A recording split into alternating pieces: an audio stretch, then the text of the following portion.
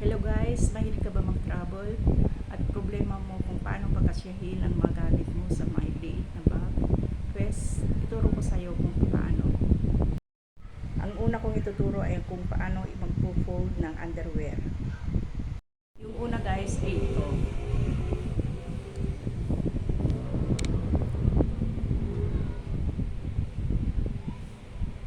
Fold natin ganyan. Tapos pangalawa, tapos babalik ka rin natin ganyan. Saka tiklop dito sa likod, tiklop ulit. Tapos i-fold na ganyan. Saka natin ganun. Yun. Ayan siya. Yung pangalawa guys ay ito.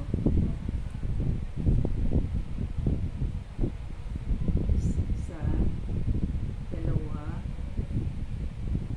tapos tatlo. Paganyan na. Pasok mo na. Ito. Ayan na siya guys.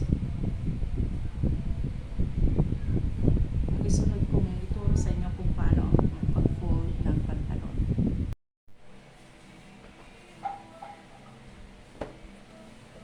Ganyan. Tapos, i-fold natin ganyan. Tapos dito, paganon. Tapos, i-fold natin ganyan. Tapos dito, i-fold natin dito. Dito. Tapos ito, i-fold din natin ganyan.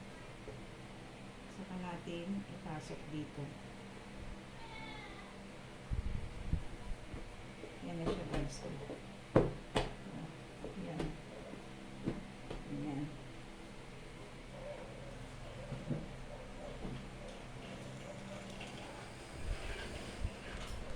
Sunod guys ay yung